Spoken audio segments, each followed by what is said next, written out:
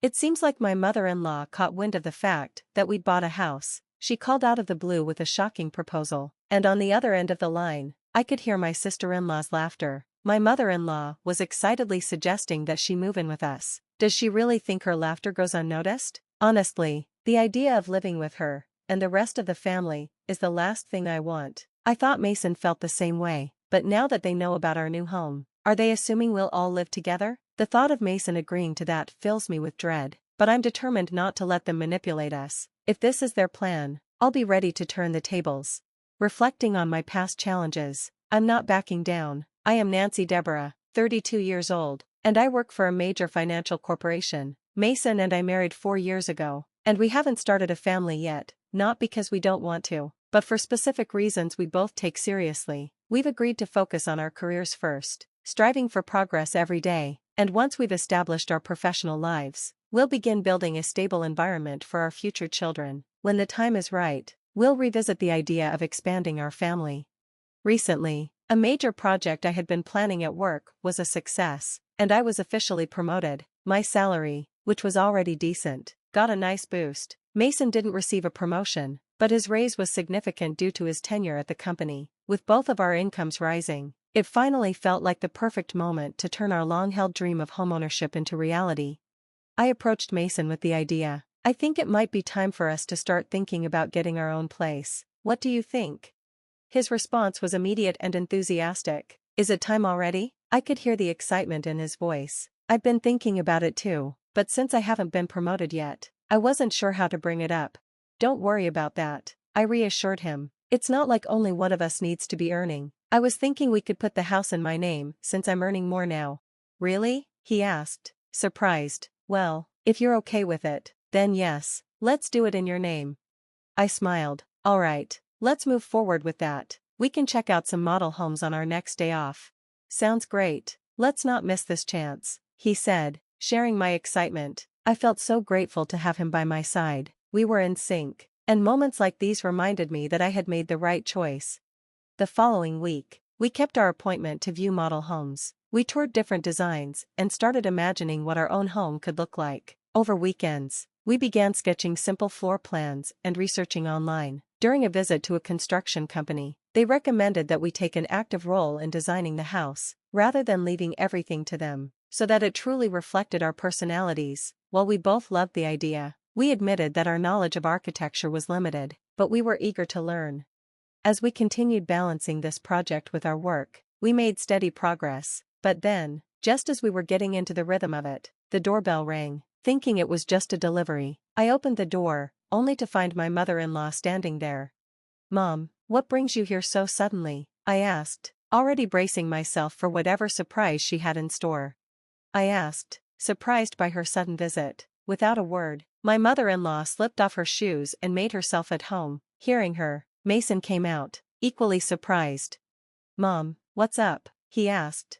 Didn't Nancy tell you? She replied, looking slightly puzzled. I spoke to her about it over the phone a little while ago. Mason turned to me, confused. Maybe Nancy forgot to mention it? That's not true, Mom, I interjected quickly. It's not forgetfulness. I've just been incredibly busy with work. I'm handling both my job and the household responsibilities, so my mind's constantly buzzing with tasks. Oh, you're such a thoughtful person, Mason, she said warmly. Your late father would have been so proud of how you support Nancy. I nodded, not entirely comfortable with the compliment, but Mason smiled. Then, she pulled a travel brochure from her bag, spreading it out on the table and pointing to a page marked with a post-it note. Listen, Mason, she said with a content smile. I've always dreamed of seeing Niagara Falls. Would you take me there, please? Mason and I both stared at her, speechless, our mouths hanging open as she continued, not missing a beat. Come on, Mason, think of it as an act of filial piety, she urged. Mason, still flustered, finally managed to speak. Wait a minute, Mom, this is a bit sudden. You're springing a trip on us. Oh, you could come too, Nancy, she added casually. I was thinking of asking Anna, but if Mason's coming, we could make it a family trip. Anna? Mason asked, confused. What are you talking about? Nancy is here. I can't just take time off work. And it feels weird to finance a trip for you and my sister. That's not weird at all, his mother countered swiftly. Spending money on family is a wonderful thing, don't you think? She turned to me for support, clearly expecting me to agree. Though taken aback, I stood my ground. Spending your own money on family is fine, but imposing it on others is different. Her tone shifted immediately. What do you mean by that? Are you suggesting I'm trying to extort travel expenses from Mason? She asked, her voice laced with indignation. I tried to clarify without sounding too harsh. I didn't mean it like that, but it did seem like you were expecting us to cover the trip. Her expression darkened. That's terrible, Nancy, I had no such intention, she exclaimed, clearly upset. You're making me out to be the villain in front of Mason. I didn't mean to call you a villain, I quickly assured her, trying to ease the tension. I just wanted to clarify. I responded truthfully to her question. Okay, there's no need for excuses. My mother-in-law's eyes narrowed, her icy glare piercing through me. Why are you so heartless? You must not like me, do you? She accused. This wasn't the first time such a situation had unfolded. Whenever she visited, she always seemed to find a reason to ask for money, which she would then squander, often with Anna, Mason's sister. While the idea of supporting family sounds noble, in this case, it felt more like extortion. The dynamic shifted when Mason, out of kindness, gave them money, but I've never been comfortable with his mother or sister's constant demands. Mason once confided in me that after his father passed away, his mother and sister became incredibly selfish.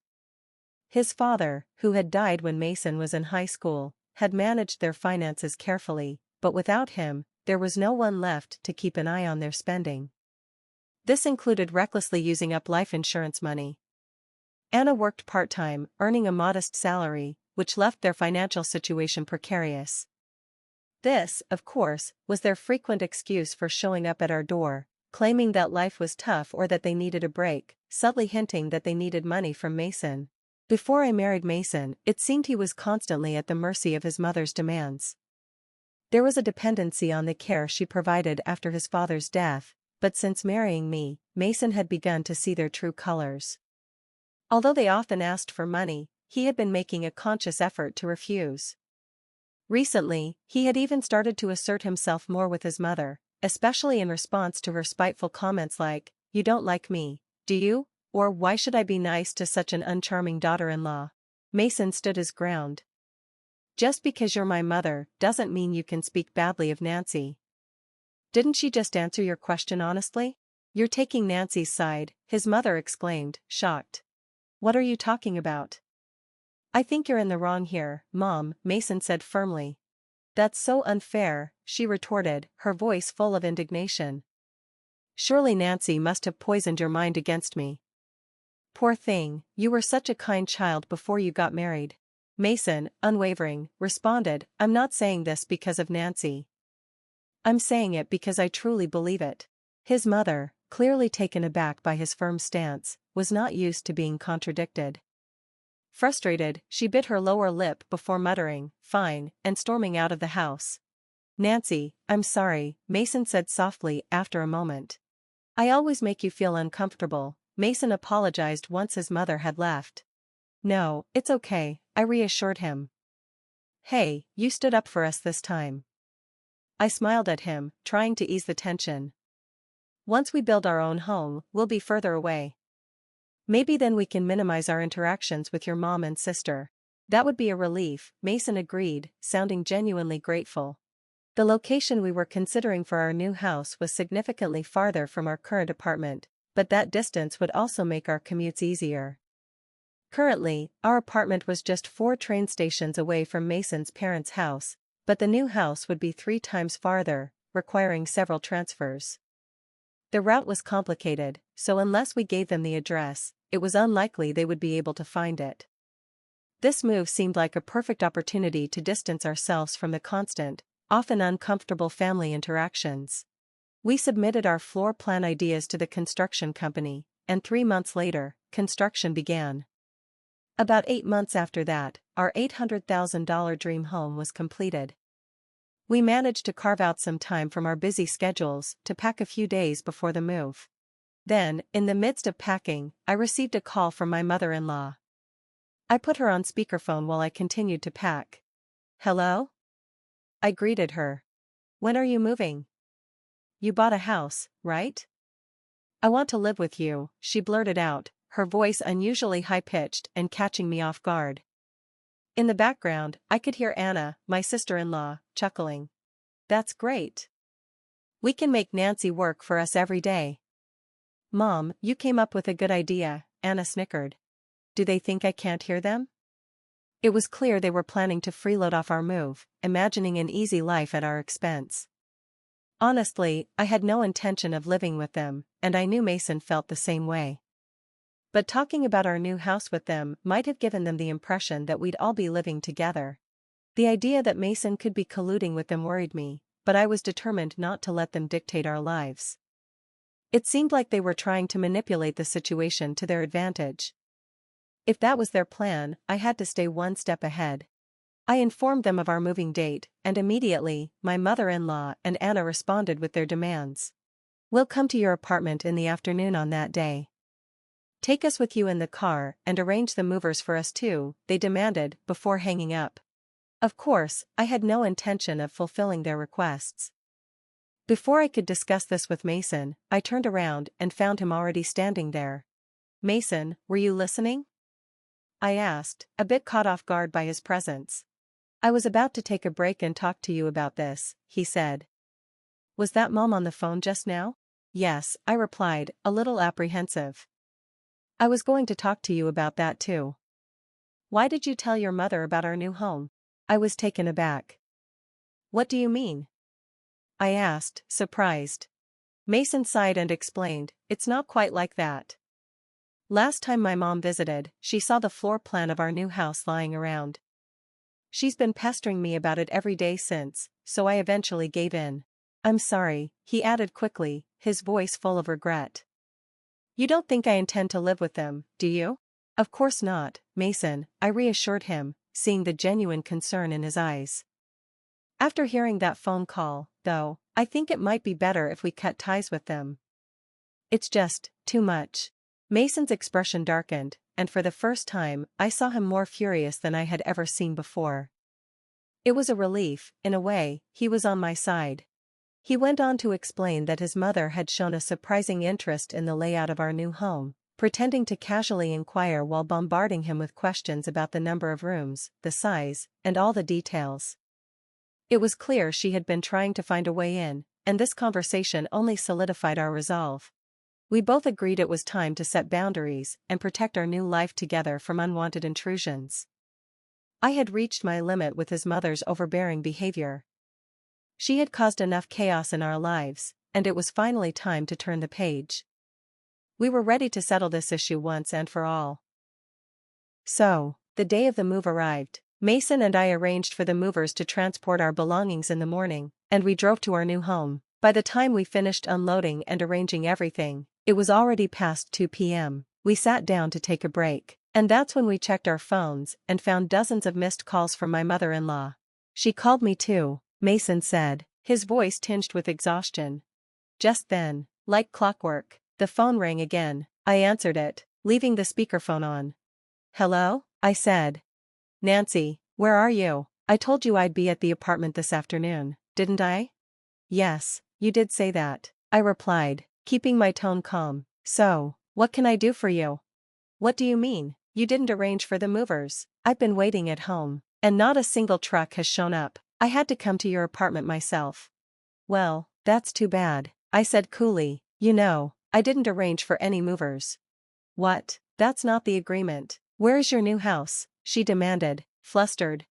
Do you think I'd tell you? I countered firmly. There was a stunned silence on the other end. I could almost hear her processing the fact that things had changed. She probably thought, as long as Mason was involved, she could manipulate the situation in her favor. But Mason had changed. He was now firmly by my side. I took a deep breath, my frustration building, and continued, just so you know, neither Mason nor I have any intention of living with you two. From now on, please stay out of our lives. What are you saying? Your opinion doesn't matter. It's up to Mason to decide. At least tell me where the new house is, she demanded, her voice growing shrill.